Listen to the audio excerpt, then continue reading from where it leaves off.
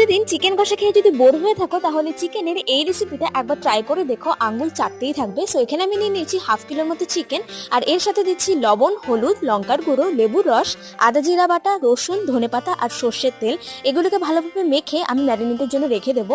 এরপর আমরা একটু গরম জলে লবণ আর চিনি মিশিয়ে নিয়ে এতে পালং আর ধনেপাতাকে জাস্ট 5 সেকেন্ডের মতো নাড়াচাড়া করে নিয়েই সাথে সাথে ঠান্ডা জলে চুবিয়ে নেব। এতে কিন্তু কালারটা একদম সবুজ থাকে। আর পেস্ট করার সময় আমি এর মধ্যে একটা লঙ্কাও দিয়ে দিয়েছিলাম। আর তারপরে এখন আমরা কড়াইটাকে গরম করে তেল দিয়ে এর মধ্যে একটু জিরে আর গোটা গরম মশলা আর তেজপাতা দিয়ে নাড়িচাড়ি নিয়ে এর মধ্যে কুচি কুচি করে কাটা পেঁয়াজটাকে দিয়ে দিয়েছি। আর তার সাথে একটু লবণ, হলুদ আর একটু লঙ্কার গুঁড়ো অ্যাড করে নিয়েছি।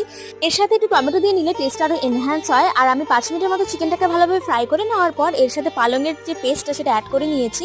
আর তোমরা এই সময়টা একটু কস্তুরি মেথি থাকলে অ্যাড করতে পারো।